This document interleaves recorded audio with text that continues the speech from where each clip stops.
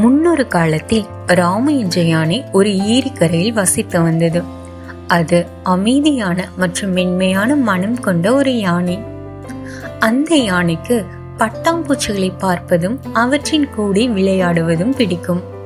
மேலும் காற்றின் சத்தத்தை கேட்பது மிகவும் பிடிக்கும். ராமு யானைக்கு மாம்பழங்கள் என்றால் மிகவும் பிடிக்கும்.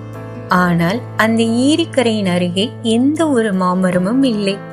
அதனால் அருகில் உள்ள காட்டிற்கு சென்று சில மாம்பழங்களை பறித்து வந்தான்.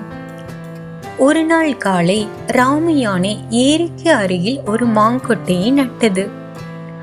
அந்த நாளிலிருந்து ஒவ்வொரு நாளும் ராமு யானை அதற்கு தண்ணீர் ஊற்றி பொறுமையாக பாதுகாத்து வந்தான்.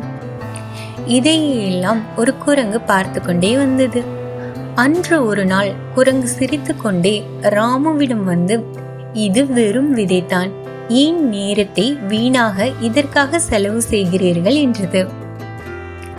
ராமு யானை சிரித்து கொண்டே, நல்ல விஷயங்களுக்கு நேரம் எடுக்கும் என்றான். நாட்கள் வாரங்களாகவும் வாரங்கள் மாதங்களாகவும் மாறின. ஒரு நாள் ஒரு சிறிய மாமரம் அந்த கொட்டையில் இருந்து வளர ஆரம்பித்தது. ராமு யானை மிகவும் மகிழ்ந்தது. மேலும் தண்ணீர் ஊற்றி தினமும் அதை பராமரித்து கொண்டே வந்தான். பல வருடங்களுக்கு பிறகு அது அனைத்து விலங்குகளுக்கும் இனிப்பு மாம்பழங்களை கொடுத்தது. அனைத்து விலங்குகளும் மகிழ்ச்சியாக மாம்பழங்களை உட்கொண்டது. அன்று குரங்கு ராமுவை பார்த்து, உன் பொறுமை எங்களுக்கு இன்றி இனிமையான பழங்களை தந்தது என்றான். இன்றுதான் குரங்கு உணர்ந்தது, பொறுமையாக காத்திருப்பதால் தான் நமக்கு இனிமையான பழங்கள் கிடைத்தது என்று. அனைத்து விலங்குகளும் மிகவும் சந்தோஷமாக இருந்தது. கதையின் நீதி: பேஷன்ஸ் பிரிங்ஸ் ஸ்வீட் ரிவார்ட்ஸ். பொறுமை இனிமையான பழங்களை தரும்.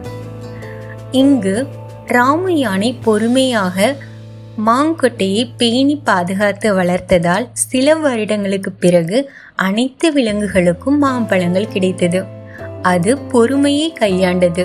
அதேபோல் நாமும் நம் வாழ்க்கையில் பொறுமையை கையாண்டால் நமக்கும் நிறைய நன்மையான பலன்கள் கிடைக்கும். இந்த வீடியோ உங்களுக்கு பிடிச்சிருந்தா லைக் அண்ட் சப்ஸ்கிரைப் பண்ணி எங்களோட சேனலை சப்போர்ட் பண்ணுங்க. தேங்க்ஸ் ஃபார் வாட்சிங் மை செல்ல குட்டீஸ்.